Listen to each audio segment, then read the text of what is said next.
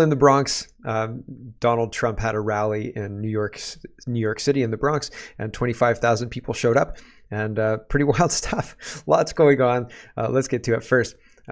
We have to start with the obvious, the robot dogs with guns on their heads. And here's Wide Awake Media. And they say, while Western militaries obsess over pronouns and gender ideology, the Chinese military is building robot dogs armed with machine guns on their heads. So, I don't know, maybe we're letting our competitive advantage slip away. Look, if we cut off your penis, you become a woman. But the military in China, they're actually doing research on, what happens if we put a machine gun on that dog, on that robot dog's head. I mean, I think that's obvious. One is kind of a productive use of time. I mean, if you had robot dogs, you'd put a gun on its head too, right? And the other is not a productive use of time. And one, the Chinese military seems preoccupied by, and the other, the US military and the Western military seems preoccupied by. So it seems very, very strange and asinine. It seems absolutely unbelievable. So here's, honestly, truthfully, this is a Chinese soldier walking with his robot dog, and the robot dog has a gun on its head. Maybe it's on its back. Its head is its back.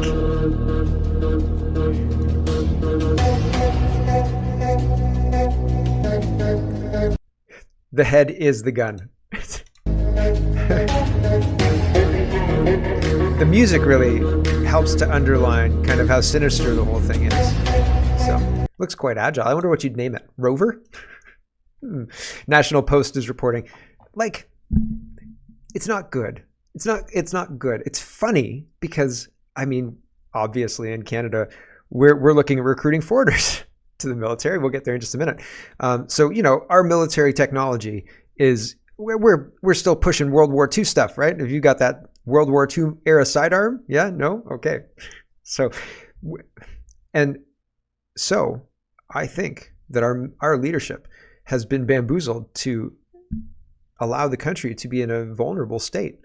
Anyway, let's talk about immigration or invasion. Invasion immigration, same thing. Mark Miller tables a bill to extend citizenship rights to children who are born abroad. Here is Mark Miller talking about that for 30 odd seconds. And so it's not good. Again, not good. Here we go. Under the new legislation, children born abroad to a Canadian citizen who is also born outside Canada will be a Canadian citizenship from birth if their parent can demonstrate they have a substantial connection to Canada. As long as a Canadian parent who was born outside of Canada has accumulated 3 years of time spent in Canada before the birth of the child, they'll be able to pass down their citizenship to their child. Finally, So if somebody, an adult who has Canadian citizenship, but was maybe not born in Canada, but they've spent 3 years in Canada, 3 years equates a close personal bond to the country, I guess, enough to bestow your citizenship on your foreign-born child. So you get Canadian citizenship, you get Canadian citizenship, everybody's got a Canadian citizenship. Wow, seems really bad, like robot dogs with guns on their heads that work for the other guys. Anyway, I'll let him continue. There's 10 seconds left. We wanted to take this opportunity to continue to minimize differential outcomes as much as possible for children born abroad and adopted by Canadians compared to children born to Canadians. Why is that anybody's responsibility? Why is that Canada's responsibility? What a strange thing. Bill Tuff says Calgary is collapsing. An unstoppable tsunami of mass immigration is destroying the city. It's crushing housing, jobs, education, healthcare, and crime. And so here are some stats. The Census Profile of 2021 says Calgary, Alberta population and dwellings.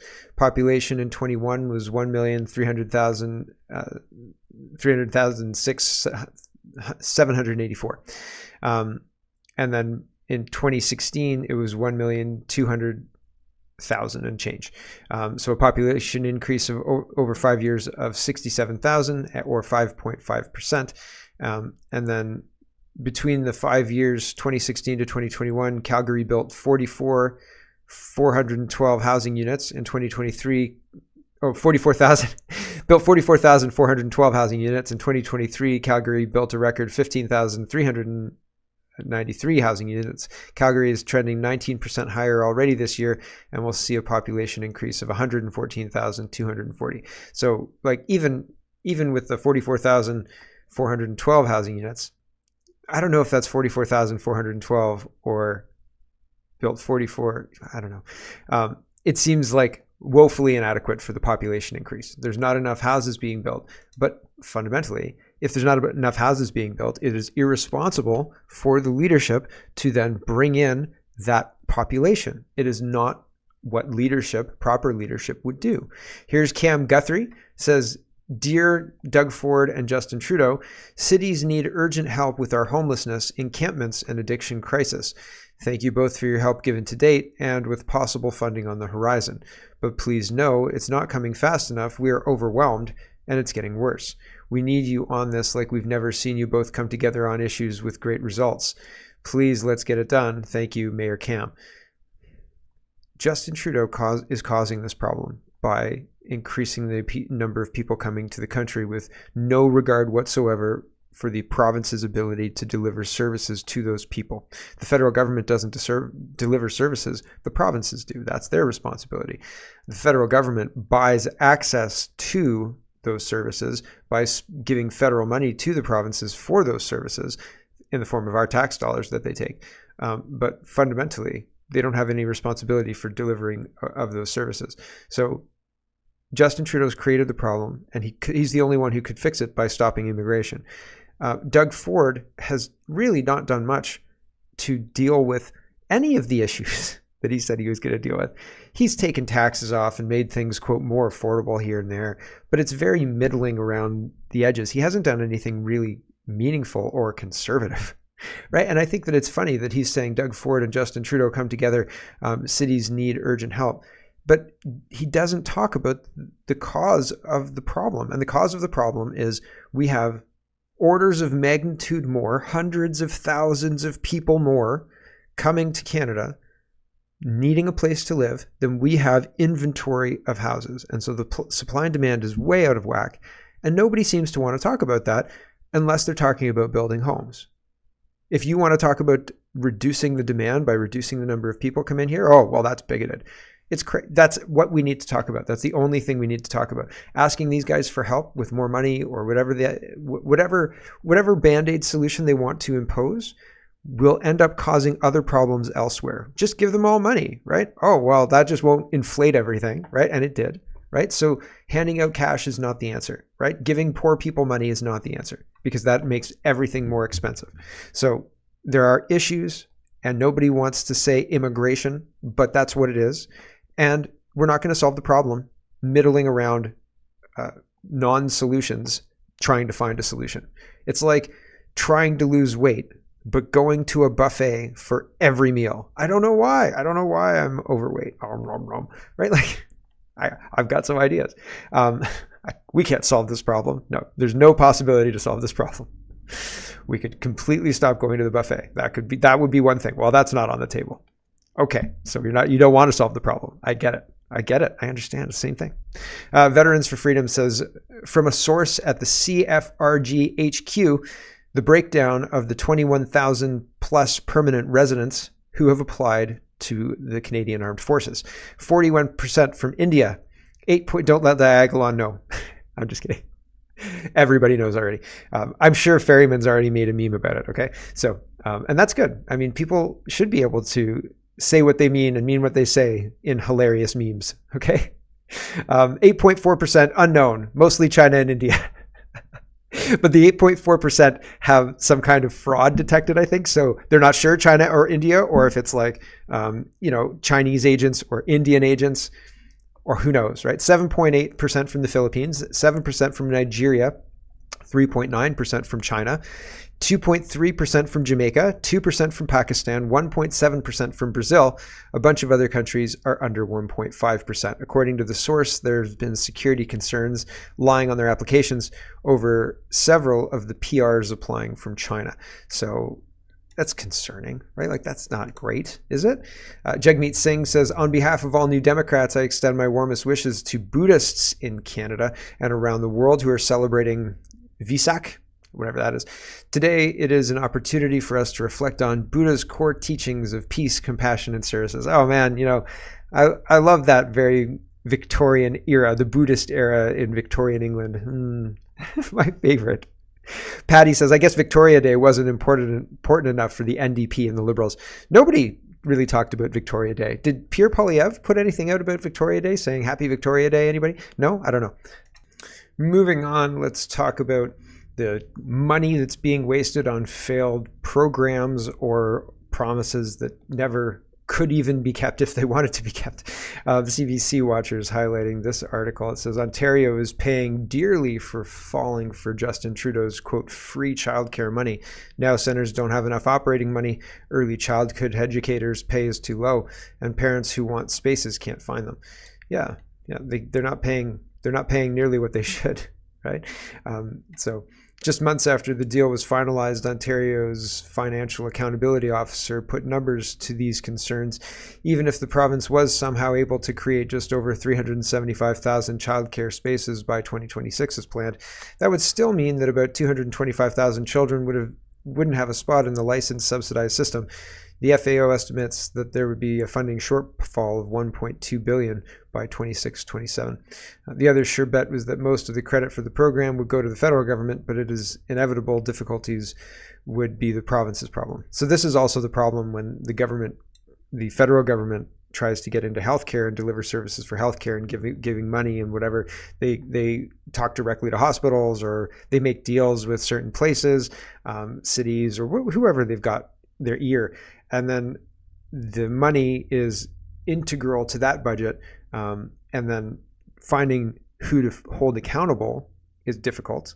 Finding who to hold accountable to change the funding and to stop what's going on to make it more fair or whatever it is, very difficult. And so if you have a provincial election, they say, oh, that's federal. That's not my department. And if you have a federal election, they say, oh, that's provincial. I can't do that. So it muddies the water and it doesn't help anybody. And so this $10 daycare program has been a boondoggle, not a good boondoggle, a quagmire. Let's call it a quagmire for anybody who's enrolled in the program. From the service provider's point of view, it doesn't give them what they need to actually deliver the program, but they're stuck because parents think that they're getting, what they need to deliver the program.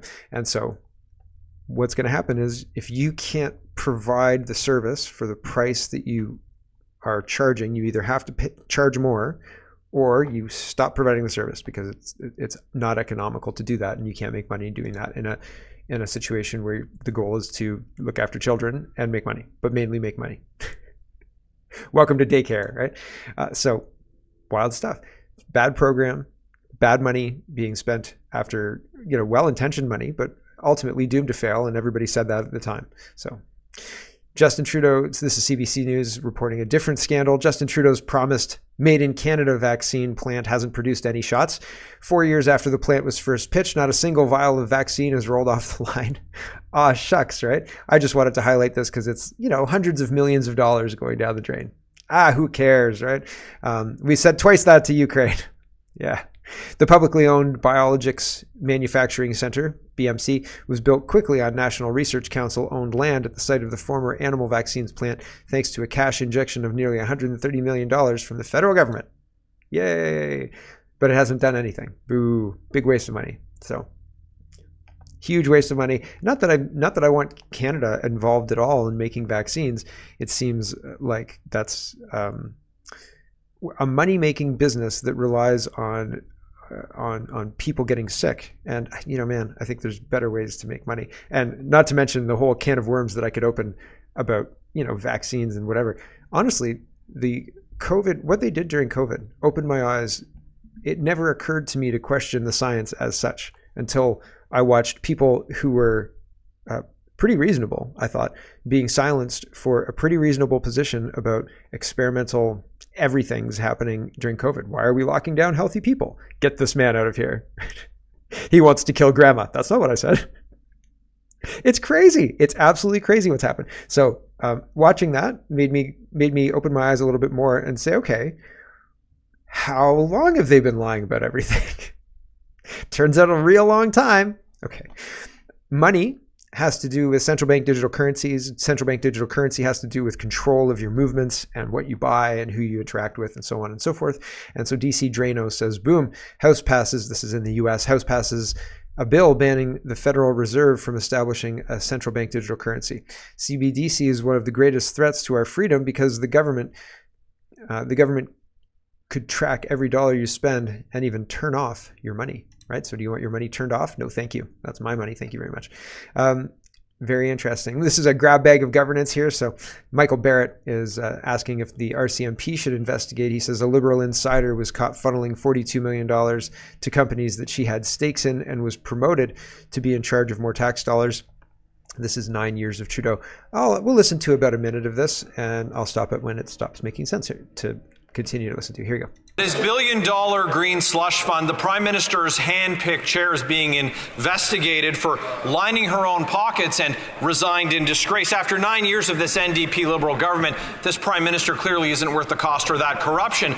But another NDP Liberal appointed director has been caught funneling $42 million to companies that she has stakes in. The Liberals knew it, but then they promoted her to the infrastructure bank anyway. But wait, she suddenly resigned. They gave her keys to a bigger mansion after burglaring the first one. Will they investigate every dollar she handed out? The Honourable Minister for Innovation and Science. Mr. Speaker, now you're seeing the Conservative Party of Canada going after any company, Mr. Speaker, that will work against climate change in this country. That's what these Conservatives are about, Mr. Speaker. Behind these questions, they're against new technology to help fight climate change. They know very well, and I've said it many times in this House, the moment we heard about delegation, we launched an investigation. The chair has resigned, the CEO has resigned. We are investigating. We're going to make sure that every dollar, Mr. Speaker, that is spent is going to be well spent. We're going to restore governance, we're going to restore confidence, and we're going to keep investing in Canadian companies, Mr. Speaker. Confidence? No, I don't think they're going to restore confidence. But when you've got all sorts of examples of people who are they themselves creating their own companies and then having government contracts approved by themselves, it seems really inappropriate. It seems like there's a problem here. And I think that the holier than thou attitude of the Liberals in everything they do is really grating on people's nerves. So will that result in electoral defeat? I mean, it looks like it if you look at the polls, but will we get any different policies? It remains to be seen. Eva Chipik is talking about who's lawless now. Oh, the foreign inquiry, we've found out, has had documentation withheld from it, which is, again, like not surprising, but, you know, not that surprising. Mr. Concher said Justice Hogue should be publicly demanding disclosure of all cabinet documents because the secrecy makes it impossible for the inquiry commissioner to determine who knew what, when they knew it, and what they did. If the Trudeau cabinet continues to hide records from the inquiry, Canadians are justified in assuming that disclosure of the records would make the cabinet look bad, and that's why the records are being kept secret, he added. Yep. It would make them look bad. That's why they're being kept secret. Got it. Nailed it. That's it. So I think fundamentally we are being manipulated through show trials, things like the Emergency Act inquiry and the foreign interference inquiry. These things are made to look like they're going to investigate very, very problematic, potentially explosive political issues of our day. And instead of doing that, they find all the evidence, bury the evidence, and then silence anybody who says that there's a scandal. No scandal whatsoever. The evidence is gone, you see. At the end of the show today, we're going to hear all of the emails are collected, and the emails themselves that they thought were deleted, talking about deleting the emails, like, don't worry, I deleted all those emails, are read back to them in a hearing. So I think it's quite funny. We'll be ending there. Anyway, Larry Brock says, cover up. Liberals promised that the Commission into Foreign Interference would have full access to secret documents. Instead, they decided to keep those documents hidden. And I didn't hear anything about it. Did Hogue make a stink about it? We can't get to the truth when Liberals continue this cover-up. Our democracy is at stake. What are they hiding from us? Well, you could speculate. There's a whole lot of things that I think they're probably hiding from us. The whole fixation on climate change, the whole fixation on gender ideology, the whole fixation on LGBTQ. There's a lot there that, ulterior motives abound. Here's an MP. She's MP for Hokarwa. I'm getting that terribly wrong. She's the Minister for Tourism and Canadian Economic Development. And in French, she says, great news, the WEF has released its most recent Travel and Tourism Development Index of 2024, and Canada is now ranked as the 11th largest tourist destination in the world. Very proud to see Canada stand out internationally. This is only the beginning. And so that was translated from French, but I don't know if she put out an English tweet saying the same thing.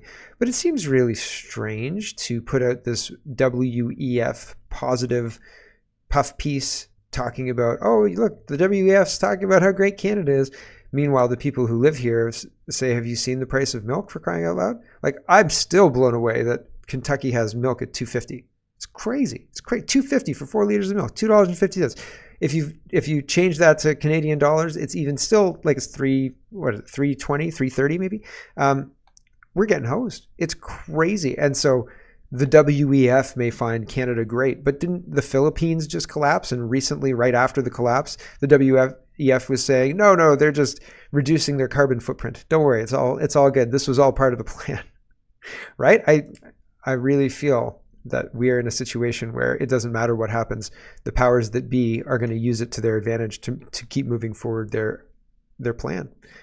Pierre Poilievre is talking about Jagmeet Singh's Apple thing yesterday, $6 for 2 apples. And I made the point yesterday that Jagmeet Singh is ignoring his role in the price of these apples, in the carbon tax being propped up, and that the price of energy being increases necessarily the price of absolutely everything, because energy is an input that we all have to pay for. So the higher the price of energy, the higher price it is to live. And so he ignores that to blame Galen Weston being greedy for the reason that the apples are expensive. Pierre Poilievre pushes back and says, yeah, sellout Singh, food inflation has risen to a 40-year high since you joined the Trudeau government in 2022. Maybe it's because your brother's company is Metro's top lobbyist. Maybe it's because you voted to hike the carbon tax on farmers and food. Either way, you sold out hungry families for a pension and power. And yeah, there you go. I don't think that's incorrect. Dan McTeague is responding to Fran, and Fran says, why is U.S. gas so much cheaper than Canadian gas with inefficient ethanol? The average cost of regular gasoline is $3.58 a gallon U.S. So we're paying a lot more than that. And Dan McTeague says, weak loonie adds 28 cents a liter. Taxes are also sustainably higher here depending on the province. Or substantially higher here, depending on the province. A lot higher in Canada. I think that all the taxes on gas and energy should be removed. Taxes on food should be removed too. And yeah, it's certainly a situation where if the cost of the inputs went down, then the cost of everything else would follow suit, because it would cost less to produce those things again. Pierre Poilievre is talking about carbon taxes and how carbon taxes, if you're not on board, the Liberals are name calling. It's almost 3 minutes. We're not going to listen to the whole 3 minutes, but we'll listen to the part where he talks about the Liberals and the NDP attacking Conservatives for being arsonists, which is far from the truth. Here we go. We live in a time where the expression climate criminal is used to make the folks driving their big trucks and cars behind you feel guilty and feel responsible for destroying the planet. What do you have to say to average Canadians who have to drive their cars, they have to drive their trucks, or, God forbid, work in the extractive industries such as fossil fuel and mining?